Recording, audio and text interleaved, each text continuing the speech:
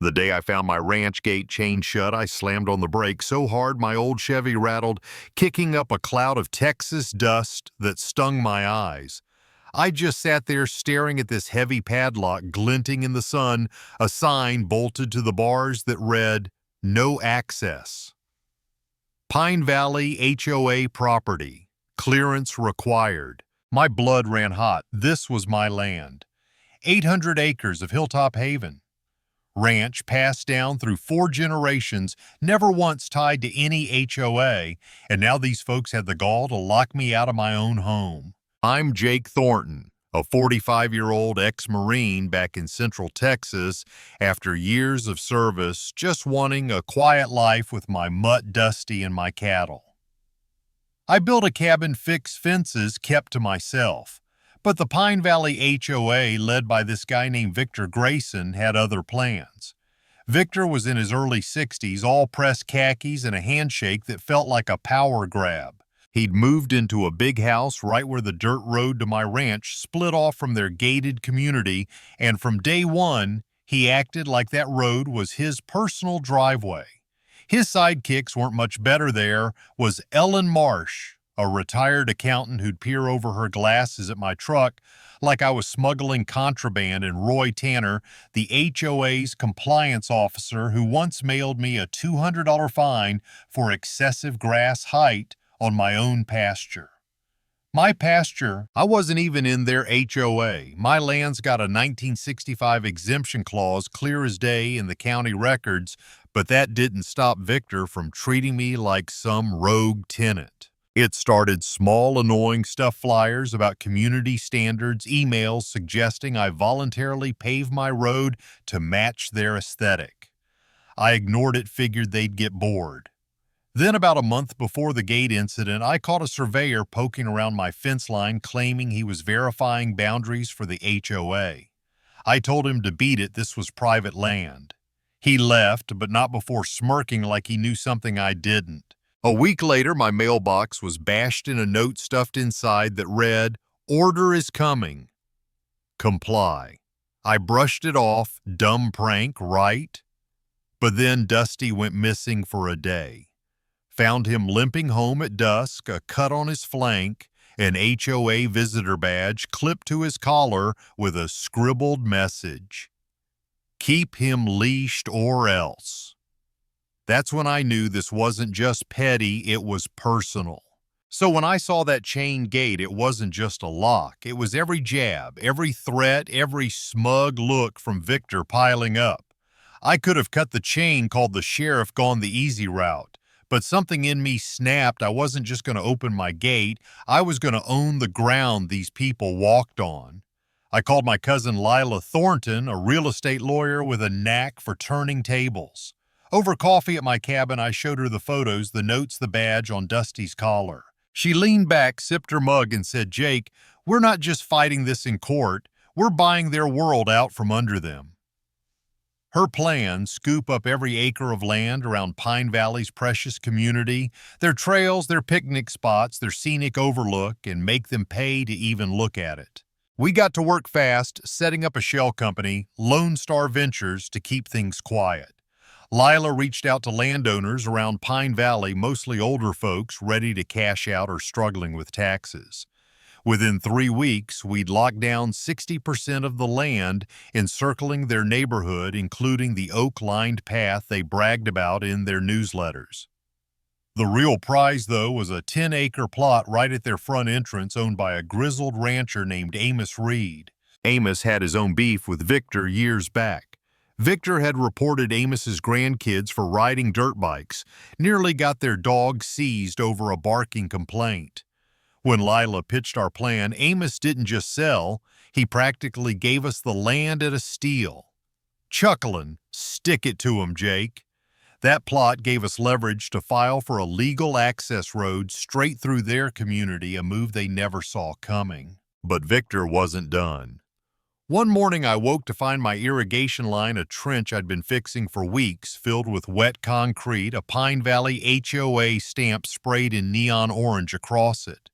My water was cut off, my crops wilting, my livestock parched.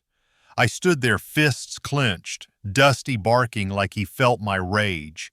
The county said it'd take weeks to sort out some nonsense about emergency HOA permits, weeks I didn't have days. So at 3 a.m., I rented a jackhammer, drove to that trench, and tore into that concrete like it was Victor's smug face. Sparks flew, dust choked the air, but by dawn, my water was flowing again. Victor showed up at noon with Ellen, her notepad shaking in her hands.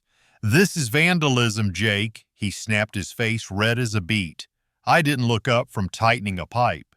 "Vandalism's what you did to my water, Vic. This is my land. Always will be." What Victor didn't know was we'd already closed on 80% of their precious landscape. Lila filed papers to reclassify it as private, meaning their dog park, their jogging trail, their little pond. They'd need my permission to use any of it. Then we dropped the hammer, a certified letter to every Pine Valley homeowner. "Dear Pine Valley HOA," it read, "Lone Star Ventures now owns the surrounding landscape. To maintain access, your dues will triple effective immediately. Non-compliance means locked gates and no trails." Victor lost it. Neighbors said he was screaming in their clubhouse. Ellen threw her coffee mug at a wall. Roy quit the board on the spot. Homeowners were livid, their $250 monthly dues jumping to $750 overnight. I didn't stop there. On Amos's old plot, I put up a billboard, bold black letters. "Private property. Trespassers fined. Hilltop Haven Ranch Est, 1890. The community started cracking. Some folks, like a young couple, Sam and Tara, came to my fence one evening, heads low. "Jake, we're sorry," Sam said. "We didn't sign up for Victor's nonsense. Can we lease a garden plot on your land? I like their guts." "Help me fix my barn," I said, "and the first acre's yours free." Others weren't so kind. Victor filed complaints with the county claiming my fences disrupted wildlife. Then he went nuclear, reporting me to the feds, saying my land grabs were environmental sabotage. A Bureau of Land Management agent showed up, all sunglasses and clipboard, freezing my development pending review. I laughed bitter. They chain my gate, trash my water, and I'm the bad guy. He just shrugged. "File a counterclaim." "Mr. Thornton." So we did. Lila sent drone footage of Victor's crew pouring concrete, photos of Dusty's tagged collar, affidavits from Amos and others about HOA harassment. We buried them in evidence. Then I took it public, holding a press conference by my gate Stetson on Dusty at my side. "I'm Jake Thornton, veteran rancher American." I said, cameras rolling. "I didn't ask for this fight, but when you lock a man out of his home, you don't get to cry when he fights back. Pine Valley HOA's a bully, and I'm done playing nice." The crowd cheered. Victor watched from his porch face like a storm cloud. Things spiraled. Someone vandalized the HOA office, smashed windows, spray paint everywhere, and Victor pointed the finger at me. Sheriff cleared me. My camera showed I was home. Then one night I caught two figures sneaking across my land, tossing firecrackers to spook my horses. I chased them off, found a smoldering pile by my generator. The cameras caught a glint, a gold watch just like Victor's. That footage went straight to the sheriff, and suddenly Victor was the one sweating. The HOA imploded. Homeowners revolted, voted Victor out, dissolved the board. A letter arrived at my gate, signed by the last two members. "We surrender, Jake. Let's rebuild, no more fighting." I offered a deal, free trail access for 6 months if they dropped all complaints. They took it. Then, in a stroke of luck, I found a bag hidden in my brush, HOA papers, fake permits, even a burner phone, all tied to Victor. He was arrested 2 states over, hit with fraud, vandalism, and arson charges. Pleaded guilty, got 3 years probation, banned from HOAs for life. Peace settled in. My gate's open now with a sign, Hilltop Haven, respect required. But the county threw a curveball. My land buy spiked local property taxes, hitting Pine Valley hard.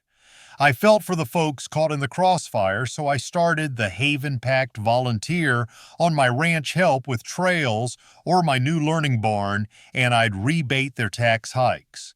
Sam and Tara planted a garden. Amos built a bench for vets. The ranch hummed with life. Victor's gone, his house unsold, his name mud. That billboard, it's still up, but it reads Hilltop Haven, built on grit, open to all. At our ribbon cutting, 50 neighbors showed kids racing music playing. I spoke voice steady. This ain't about winning, it's about standing up when someone tries to take what's yours. Dusty barked and we laughed, but I couldn't shake one thought had I gone too far, making everyone pay for Victor's sins. So where do you stand? Was I right to buy it all and triple their dues, or should I have stopped at the gate? Drop your thoughts below. Tell me your HOA horror stories and let me know where you're watching from. Let's talk what's justice look like when your home's on the line.